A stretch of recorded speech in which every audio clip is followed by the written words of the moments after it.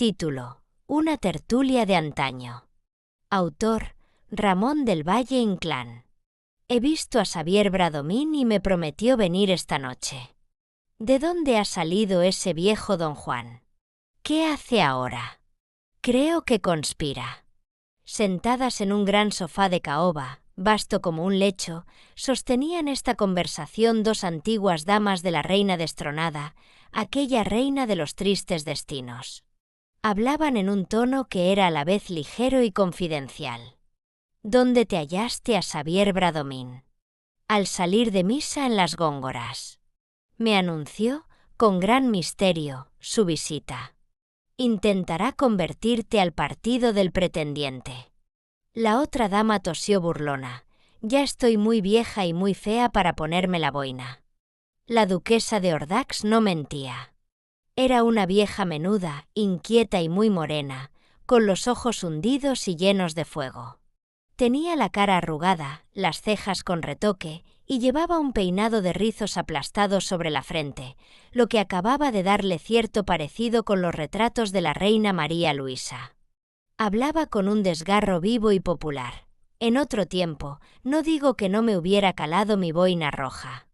Y poco guapa que estaría. La marquesa de Galián la escuchaba sonriendo bajo el velo de su sombrero, que le dejaba el rostro en un misterio albo y estelar. Bradomín te convencerá.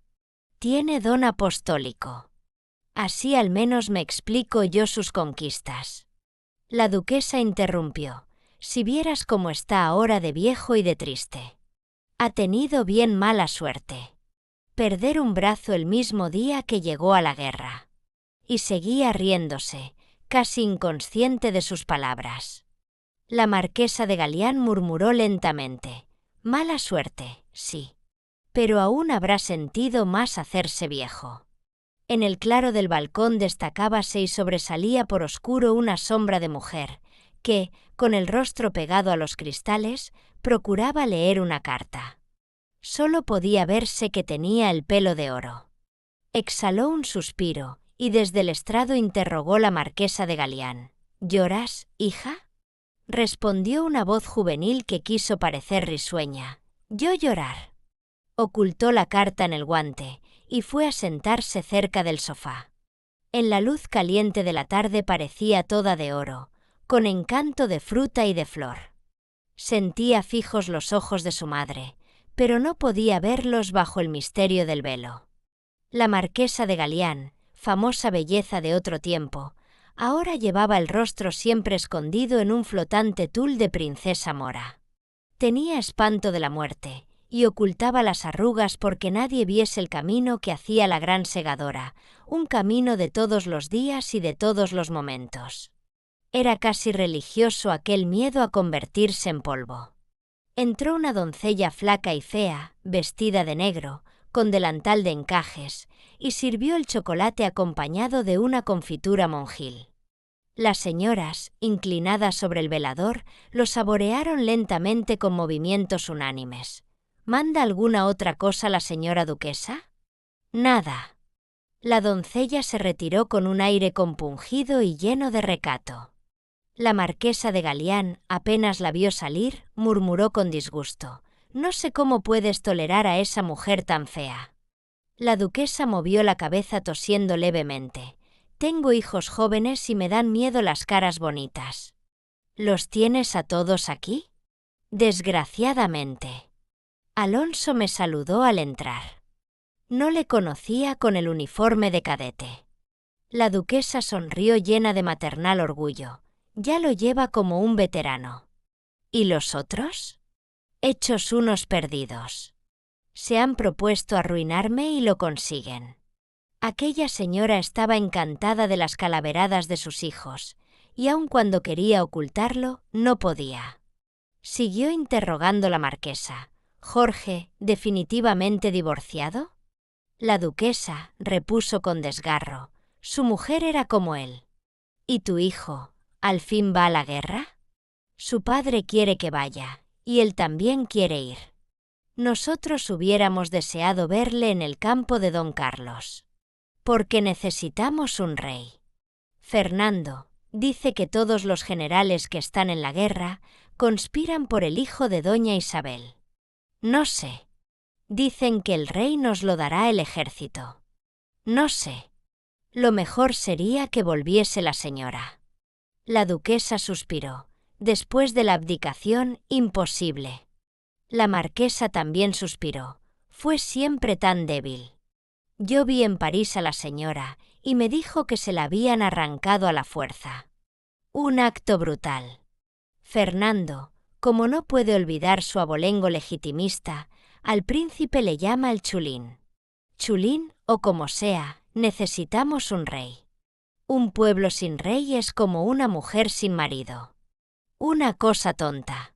Empezaba a decaer la luz, y un criado con librea azul y medias de seda entró a encender los candelabros de las consolas, aquellos grandes y pesados candelabros de plata, que hacían recordar el buen tiempo en que los galeones llegaban cargados de las Indias.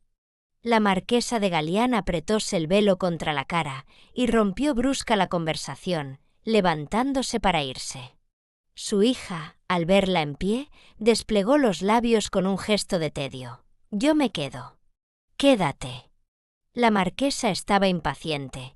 Sentía crecer su inquietud en la sala grande e iluminada. Eulalia y la otra señora, al salir acompañándola, cambiaron una mirada burlona. Aquella profunda tristeza de la vejez, aquel terror del más allá, solo les ponía una sonrisa en los labios. Volvieron a la sala cogidas del brazo. La voz de la duquesa resonaba un poco almibarada y ponderativa. Esta noche conocerás al famoso marqués de Bradomín. Le vi una vez de niña, y aún le recuerdo.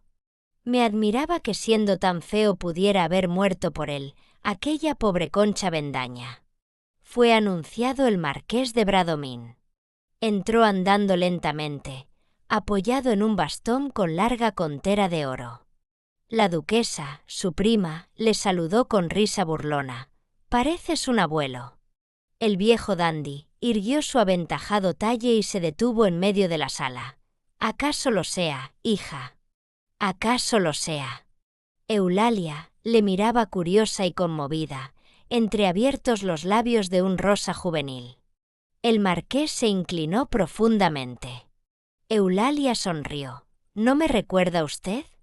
Y advirtió con su gran desgarro la duquesa. Eulalia, la hija mayor de Isabel Roa. Bradomín cerró los ojos un leve momento. Conocía a su madre y conocía a su abuela. Raza de mujeres hermosas. Hasta entonces había permanecido en pie y tomó asiento en un sillón cercano al sofá ocupado por las damas.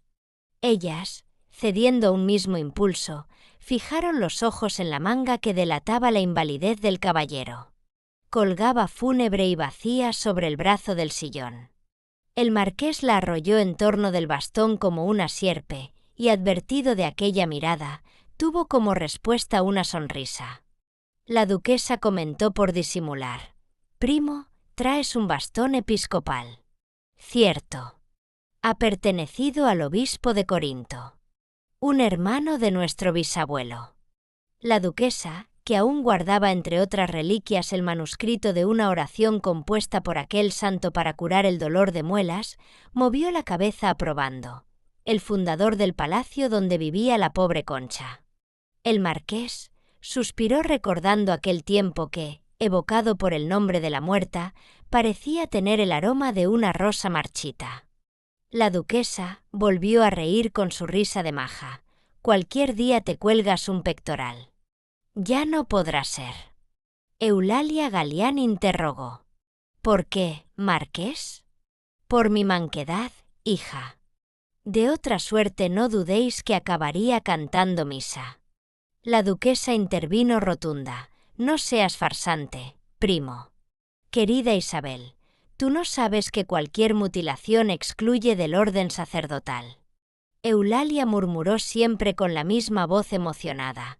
«¿Cuánto ha debido sufrir?» El viejo dandy hizo un gesto desdeñoso. «No. ¿Habrá tenido una gran pena?» «Solamente tuve una gran duda. No sabía qué actitud adoptar en presencia de las mujeres». Al fin hallé que nada podía estarme mejor que la actitud de un viejo prelado, confesor de princesas y teólogo de amor. Eulalia Galián le contempló con tristeza. El donaire amargo del viejo caballero le daba frío, y volviéndose a la otra señora, murmuró estremeciéndose: «Debió haber sufrido mucho». La duquesa repuso bruscamente: «Ha tenido suerte salvando la vida. En fin, para un brazo ya basta de elegía». El marqués de Bradomín esbozaba una sonrisa, acariciándose la barba senatorial y augusta. La duquesa, su prima, se le encaró. «Al fin hallaste la actitud, que es lo importante. Con una actitud, todo se arregla en la vida. Y ahora ya me explico el bastón de obispo». Alonso hizo su entrada luciendo su uniforme de caballero cadete, con el chacó bajo el brazo y las espuelas sonantes.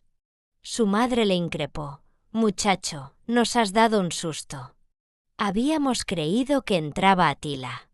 El cadete se puso rojo y tomó asiento en el taburete del piano, un antiguo piano de cola que llenaba el rincón más obscuro de la sala. La duquesa le interrogó: «¿Al fin te vas esta noche?» «Sí». «¿Te has enterado de la hora?» «A las 10». Hubo un momento de silencio. Después continuó la conversación entre las damas y el marqués de Bradomín. Alonso, reclinado sobre el piano, miraba fijamente a la hermosa Eulalia Galián. Los ojos del caballero cadete parecían arrobados. Allá, en el estrado, el viejo dandy hacía el elogio de la reina doña Margarita. Hablaba lentamente, con una voz velada llena de pausas misteriosas y de inflexiones galantes. Recordaba a Julián Romea, cuando en sus últimos tiempos, decrépito y enfermo, aún conseguía aplausos haciendo el galán en aquellas comedias francesas que traducía don Ventura de la Vega. Las dos damas le oían interesadas.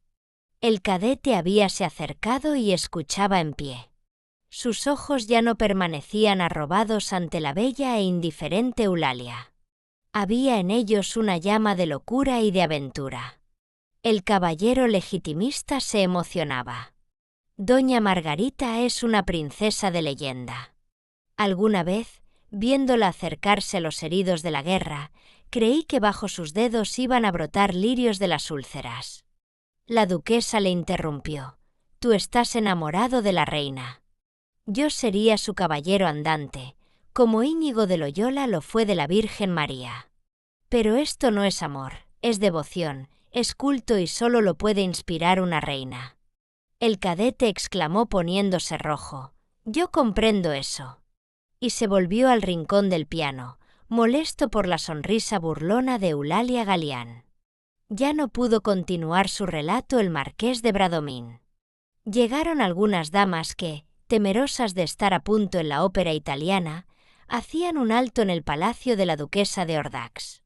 Eran señoras jóvenes y un poco tontas, con los talles altos, el pelo en bucles y el escote adornado con camelias. Hablaban de París, se abanicaban y reían sin motivo. Entendíase la voz de todas, como en una selva tropical el grito de las monas. En rigor, ninguna hablaba. Sus labios pintados de carmín lanzaban exclamaciones y desgranaban esas frases triviales consagradas en todas las conversaciones, animándolas con gestos, con golpes de abanico, con zalemas. Pero, ¡qué elegante! ¡Ay, qué gracia! Encantadora, encantadora. Ni pensarlo. Y en medio de cada frase el gorgorito de una risa que presta a las palabras una gracia que no tienen. Aquella risa muestra la blancura de los dientes y el divino granate de la lengua, al mismo tiempo que esparce la fragancia del seno alzándole en una armoniosa palpitación. Todas aquellas señoras conspiraban en pro del hijo de Isabel II. Ellas no entendían de política, pero suspiraban por aquellos besamanos del otro reinado, lamosos y vistosos. Echaban de menos las intrigas palaciegas, la curiosidad novelesca con que procuraban descubrir entre los caballerizos y gentiles hombres el último favorito de aquella reina tan española, tan caritativa, tan sensible, tan devota de la Virgen de la Paloma. Sobre todo echaban de menos el botín de las bandas, de las grandes cruces, de los títulos de Castilla. Más por instinto que por virtud, habían permanecido fieles a la señora desterrada y cubrían de denuestos a los pocos nobles que habían sido cortesanos de don Amadeo de Saboya. Pero hacia quien mostraban mayor desdén era hacia el duque de Alvar Pánez. Como de costumbre, le recordaron para execrarle.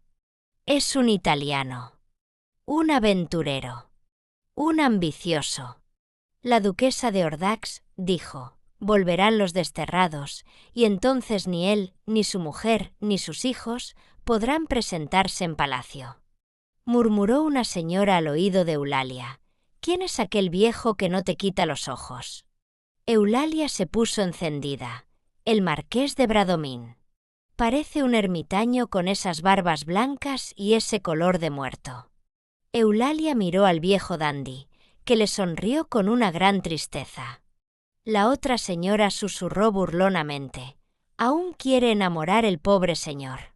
Eulalia, sin responder, tocó la carta escondida en el guante y se levantó llamando con los ojos al cadete, que se juntó con ella en un extremo del salón. ¿Has leído mi carta, Eulalia? Sí. ¿Puedo esperar? Eulalia lo miró con malicia. No sé. ¿No sabes si podrás quererme alguna vez en la vida? Ella le miraba en los ojos, mordiéndose los labios para no reírse. No sé aún qué cosa sea la vida. Y tú tampoco. Llamó la atención de dos señoras que hablaban cerca de ellos. El cadete la miraba profundamente. Yo sé que mi vida eres tú. Estaba pálido, y había en su voz una emoción grave y dulce. Eulalia se sintió conmovida. No, no debes esperar. Perdóname, pero es lo mejor. Podría decirte otra cosa, y luego. Comprendo que yo no soy como tú. Le miró con lástima y se alejó hacia el corro donde hablaba la duquesa. Sentada a su lado, le acarició una mano. El cadete, que estaba pronto a desesperarse como otro Orlando, sintió que el ave azul de la esperanza le cantaba en el alma.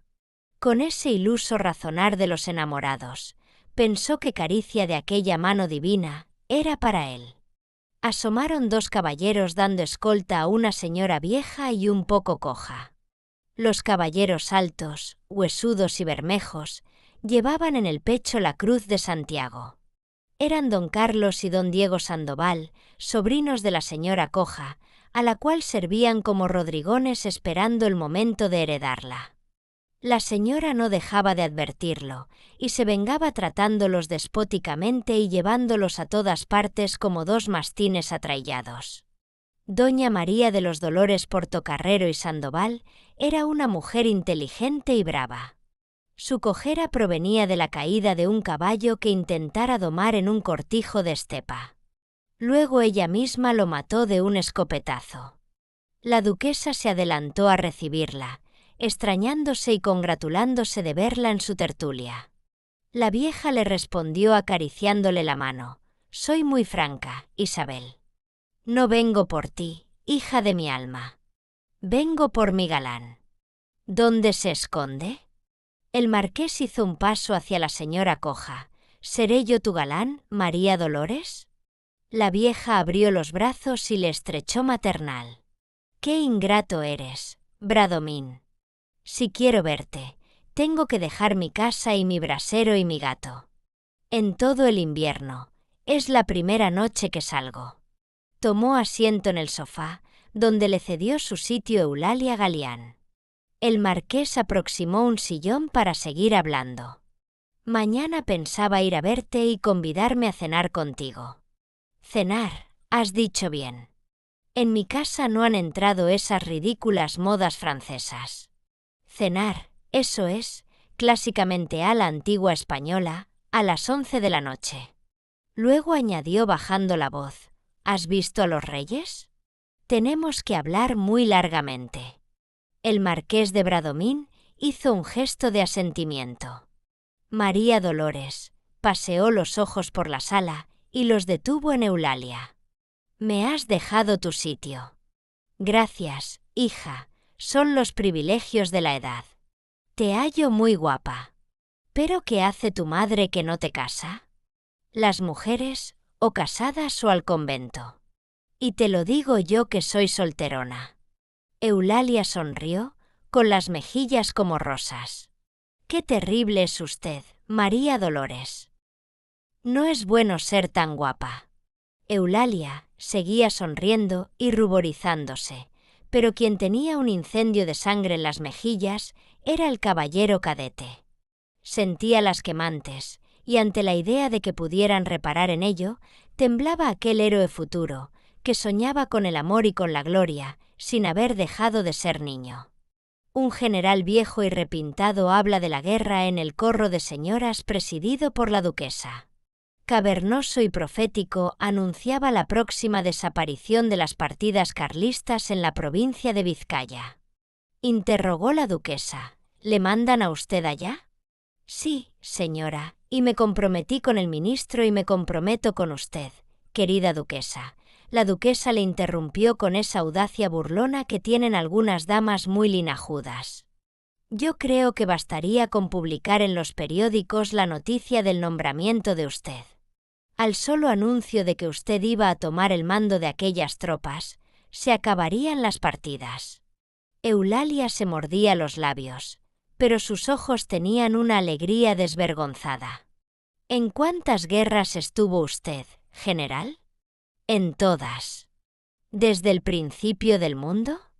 El general la miró bondadoso y magnánimo.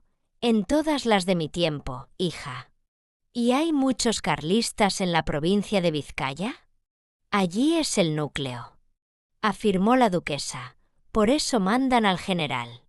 Una señora rubia, de ojos azules y manos regordetas, interrogó con aire inocente. ¿De quién son las partidas? Respondió María Dolores aparentando mal humor. De Alfonso el Sabio. Las señoras desgranaron sus risas, felices de no tener que recatarse tras los abanicos.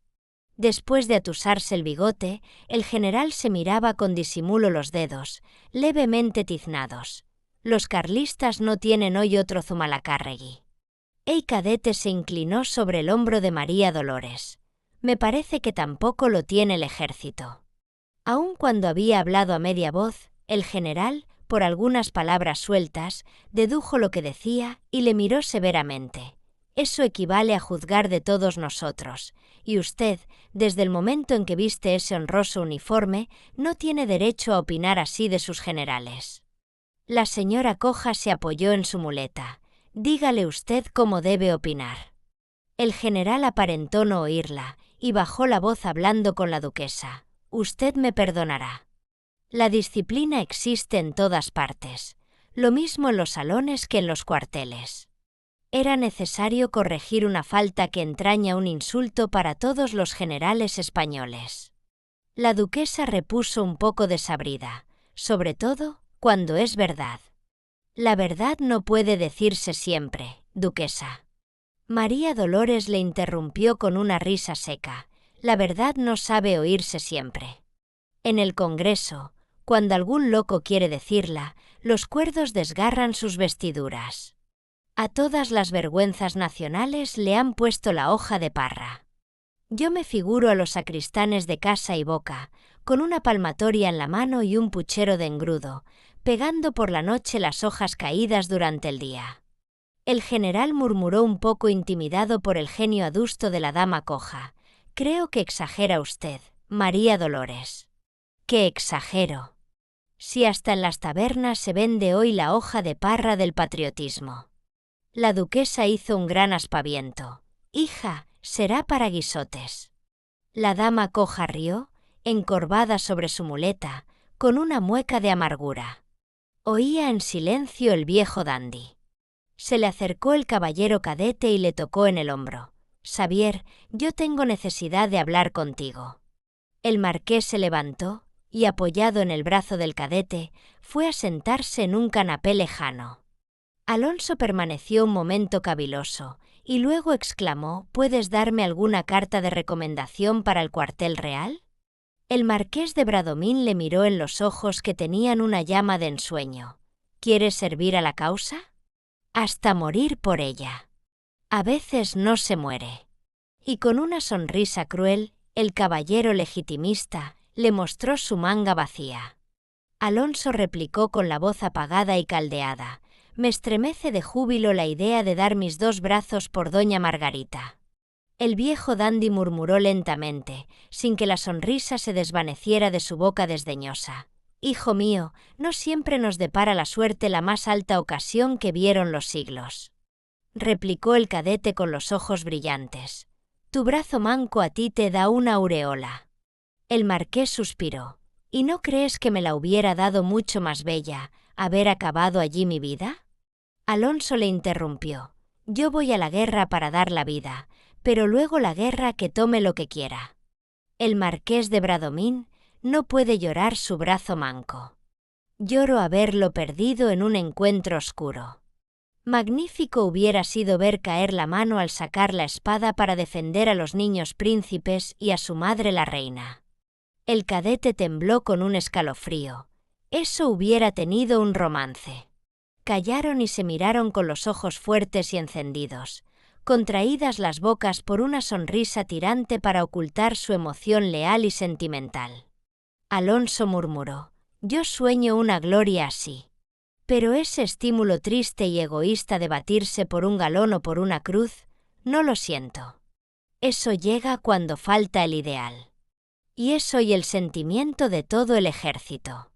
El caballero legitimista tuvo un gesto imperioso de desdén y de orgullo. «El ejército lo somos nosotros. De nosotros es de quienes puede seguir diciéndose que somos una religión de hombres honrados. Los que reciben una soldada son mercenarios. Yo recibiría una soldada de un gran capitán, pero de esa república». El marqués de Bradomín se irguió golpeando el suelo con la contera de su caña de indias. Oligarquía de curiales. Verse manco por ella, sí que sería cosa triste. El cadete exclamó con un horror vibrante y fiero: «Para morir de rabia. Por eso, y para que tal cosa no me suceda, quiero que me facilites una carta para el cuartel real». El caballero legitimista meditó un momento. «¿Tu madre conoce esa resolución?». Alonso se apresuró a interrumpirle: «Mi madre no sabe nada, y es preciso que siga ignorándolo. Mi madre está muy metida en la conspiración alfonsina». El marqués murmuró con tristeza. Siempre había tenido simpatías por la causa. Era dama de la reina destronada y las tenía. Y sigue teniéndolas. Pero mis hermanos la han arrastrado a la conspiración alfonsina. El marqués de Bradomín volvió a quedar silencioso.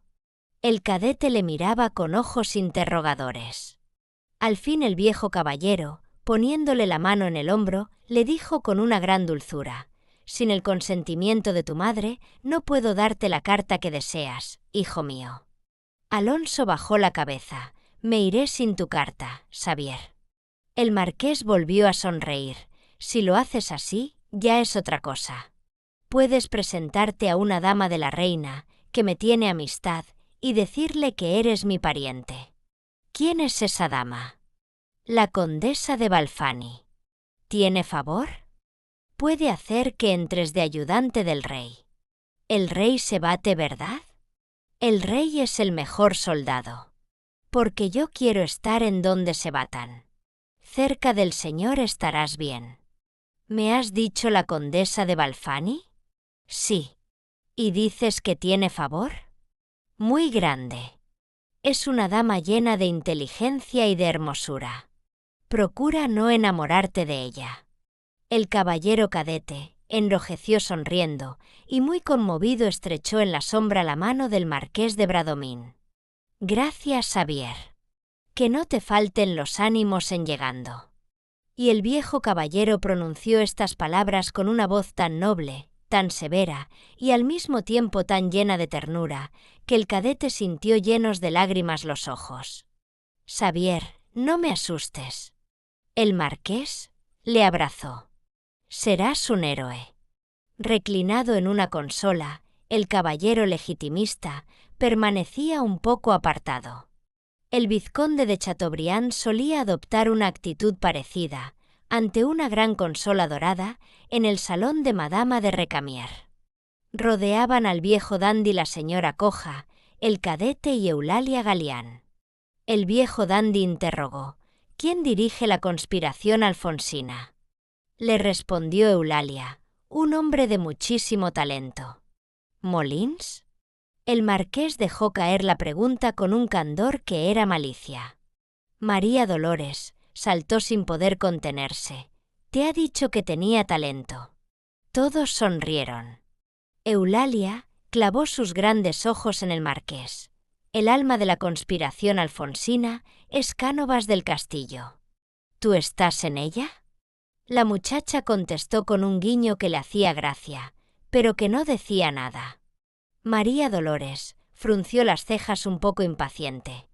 Ahora la comparsa alfonsina le ha dado por decir que ese bizco tiene mucho talento. Talento de dómine que lleva la palmeta colgada de la pretina. Eulalia afirmó: todos le reconocen genio político. Estamos en la era de los genios. El Congreso es una jaula de grandes hombres. Servir, ninguno sirve de nada. Necesitan un general para vencer nuestras pobres partidas de aldeanos, y no lo tienen. Necesitan un diplomático, y no lo tienen.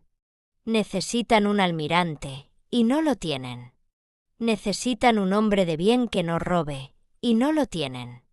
Pero en tanto, todos son genios. Desde las Cortes de Cádiz, parece que todas las mujeres han parido genios en España. Se acercó un caballero que saludó a las damas con familiar galantería y con una inclinación muy ceremoniosa al marqués de Bradomín. He oído tu pregón y acudo desde el otro extremo, admirable y admirada Dolorcitas. ¿A quién tienes en la picota, hija? A la pollada de charlatanes que ahora nos ha salido. En cuanto hace falta un hombre, no aparece por ninguna parte. Y en tanto todos son genios, oradores admirables, hijos de Cicerón. Ya les diría yo de quién son hijos. Todos rieron, y el recién llegado afirmó muy seriamente: ya suponemos lo que tú les dirías. Hablaba con noble y académico reposo, que contrastaba con su acento andaluz, lleno de reticencias maliciosas. La vieja señora siguió desbocada: ¿dónde hay nada más ridículo que esa pajarera nacional que llaman Congreso? Tú sabes mucho más que toda esa chusma, y sin embargo, no pronuncias discursos. El caballero se quitó los lentes de oro. Tenía una sonrisa de amable agrado, pero socarrona. Yo apenas sé que no sé, Dolorcitas. Tú escribes mejor que Emilio Castelar. No basta que tú lo afirmes. El marqués de Bradomín intervino con acre desdén. Castelar escribe al oído, como tocan en su tierra las castañuelas. El caballero interrogó: ¿tampoco usted le admira? El marqués tuvo un gesto de suprema impertinencia. Le admiro como a un hijo del aretino. Su ingenio para abrir las bolsas de sus amigos es admirable. ¿Y su genio de orador o de recitador? La voz sonora y grave del caballero andaluz era incrédula y burlona. La vieja señora, casi rosmando como los gatos, le interrumpió. A Manterola, en vez de contestarle, se le ha echado por esos trigos declamando párrafos de sus novelas, que son hórridas. Y ese es el discurso famoso. El marqués de Bradomín tuvo una sonrisa altiva y digna. ¿Famoso para quién? No negaré yo que el orador pueda ser hombre algo discreto. Pero sí niego que puedan serlo quienes se embelesan oyéndoles. Los oradores, los cómicos y los barberos solo pueden ser admirados por los tontos. La dama Coja se volvió bruscamente al caballero andaluz. ¿Pero por qué tú no te lanzas a decir de coro 4 páginas de tus libros? Serías entonces el primer orador de España. El marqués de Bradomín se acarició la barba senatorial y augusta. Eso solamente puede hacerse cuando nadie ha leído nuestros libros. María Dolores interrumpió: yo había leído esa novela donde están los párrafos más aplaudidos de la contestación a Manterola. ¡Ay! ¿Cómo cazo al jilguero si llego a estar ese día en el Congreso? Eulalia Galián murmuró riéndose. ¿Qué hubiera usted hecho, María Dolores? Gritarle desde la tribuna. Señor mío, que todo eso ya lo hemos leído en una novela muy mala. Eulalia replicó. Es posible que aun habiéndolo leído, no lo recordase usted entonces. El caballero andaluz dijo con malicia de abate. Sí, lo recordaría por haberlo también leído en la Corder. Bien que allí tenga un sentido más elocuente y más profundo. El marqués de Bradomín murmuró con su gesto de acre desdén. En el discurso famoso, es una herejía inocente y una tontería retórica, ese paralelismo entre el dios del Sinaí y el dios del Calvario. Una de tantas cosas que se aplauden por el tono con que se declaman. Los oídos españoles se sugestionan por el sonoro rodar de las palabras. Lo mismo se aplaude el brindis del torero, que el parlamento del cómico, que la hueca declamación del tribuno. El caballero andaluz asentía sonriendo, y luego, con su tono zumbón y académico, explicó. La Corder, hablando de Dios, muestra cómo puede tener distintos atributos siendo inmutable su esencia, y hace esa elocuente relación que ustedes conocen entre el Sinaí y el Calvario. Se detuvo. Le llamaban desde el otro extremo de la sala. Saludó con su amable empaque, que recordaba el tiempo de las pelucas empolvadas, y se alejó. Le esperaban unas damas con quienes iba al último acto de la ópera italiana. El marqués de Bradomín interrogó con afectada indiferencia. ¿Quién es? Le respondió la señora coja, un poco asombrada. ¿No le conoces? Juanito Valera. El marqués de Bradomín hizo un gesto de vago recuerdo. En Nápoles, hace muchos años, creo haberle visto en el palacio del duque de Rivas. Don Ángel entonces era embajador. A tu amigo le vi allí durante muchas noches, y sospecho que enamoraba a la incomparable Malvina.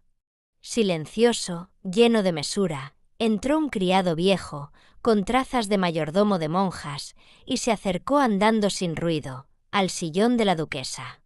Señora, tenemos la casa rodeada de policía.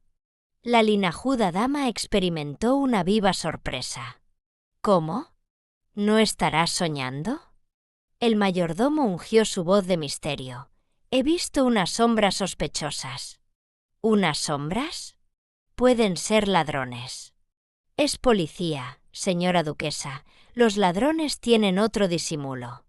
Desde el principio de la noche se pasea en la acera un hombre con gabán y bastón de nudos. La duquesa movía la cabeza muy grave y muy entonada. Gabán y bastón de nudos. El mayordomo repetía consternado. Gabán y bastón de nudos. ¿Usted sabe lo que es eso? El mayordomo juntaba las manos. Sí, señora, sí. La duquesa cambió de tono, como una vieja de teatro, y le miró con lástima burlona. Explíquemelo usted, porque yo no lo sé. El mayordomo bajó la voz muy respetuoso. Suponía yo, señora duquesa. ¿Pues no quiere indicar que estamos sobre un volcán? La duquesa se encogió de hombros. Bueno, ya veremos por dónde resuellan. En mi casa no se atreverán a dar un golpe. Son gente sin educación, señora duquesa. La dama se impacientó mostrando ese orgullo que, como un vino de 100 años, aún calienta la sangre de los antiguos linajes y la hace generosa. Mi casa no es la redacción de un periódico. Aquella duquesa de Ordax, maja desgarrada, fue por un momento la rica hembra con 16 cuarteles de nobleza. El mayordomo se inclinó con reverencia de sacristán y andando sin ruido atravesó la sala. La duquesa le llamó. «Espere usted». El mayordomo quedó inmóvil en la puerta. Volaba por la sala, como un vuelo sonoro de abejas, el murmullo de las conversaciones sostenidas en voz baja y en los instantes de mayor silencio se oía el rasguño de una guitarra. Era una música lejana que llegaba acompañada de lamento largo y ondulante, como de canto andaluz. La duquesa dirigió una mirada al mayordomo para clavarle en su sitio y luego tocó el brazo de Eulalia. «¿Oyes? ¿Qué es?» Jorge, que fraterniza con el niño de Triana. ¿No estaba enfermo Jorge? Para distraerse arma esa juerga. ¿Tú has oído al niño de Triana? Yo no. Dicen que tiene mucho estilo. La duquesa bajó la voz, dándole un misterio jovial. Vamos a oírlo. Hizo una seña al mayordomo para que se acercase, y le habló en voz baja. Después alzó la voz dominando todas las conversaciones, con aquel empaque de maja que en su juventud había parecido gracioso, y ahora solo era una lejana evocación goyesca, algo que hacía recordar esos viejos dibujos manchados de tinta y medio borrados por una maraña de rayas. Sabéis que tengo la casa rodeada de policía. Se alzaron muchas voces indignadas. Eso es escandaloso. Creen que tu casa es la redacción de un periódico. ¡Qué osadía la de esa gente! ¿Pero qué se proponen? Esa república de curiales imaginará que puede registrar tu casa. Muchas voces repetían la misma exclamación. ¿Pero qué se propone esa gente? ¿Pero qué se propone esa canalla? La duquesa se levantó con las manos en las caderas. Molestar. Protestaron muchas voces. Algunas tenían acentos trágicos. Y los gritos de aquellas damas y los trenos de aquellos caballeros se correspondían de dos en dos, con un paralelismo que recordaba la bella manera literaria de los antiguos semitas. Es indignante. Crispa los nervios. Una nación heroica gobernada por gentuza. Los leones españoles regidos por gozquejos. Sufrimos la tiranía de las moscas borriqueras. Se comprende el despotismo de un emperador. La señora Coja murmuró con un dejo de burla, sentándose al lado del marqués de Bradomín. La tertulia de tu prima es una cueva de conspiradores. Pues ya los oyes. Todos se juzgan inviolables y todos trabajan por el hijo de doña Isabel. El viejo dandy comentó con gesto desdeñoso. Es sin duda el juego por el que han sustituido sus antiguos juegos de prendas. María Dolores se agitó en el canapé dando un suspiro. Hablemos nosotros, Xavier. El marqués se inclinó con esa cortesía un poco rancia, que a un mismo tiempo es familiar y ceremoniosa. Hablemos. Miró a la dama Coja, esperando que ella comenzase. Pero María Dolores se mordía los labios suspirando, y cerraba los ojos. Esta pierna no me deja vivir. El caballero legitimista le mostró su manga vacía. Lo mejor cuando una rama estorba es el hacha. Qué bien estaría yo con una pata de palo. La podría quemar el día que tuviese frío. Se rió con esa risa seca de las viejas que tiene algo de agorería. De pronto dijo bruscamente: ¿Cuándo has llegado? Hace poco. ¿Y no tuviste un momento para verme? ¿Cómo se conoce que soy vieja? Bueno, que tú también lo eres. En vez de venir a la tertulia de tu prima, que es una cueva de alfonsinos, debieras acordarte de mí para rezar juntos el rosario. Pero no quieres enterarte de que ya no estás para hacer conquistas. Si me entero, María Dolores.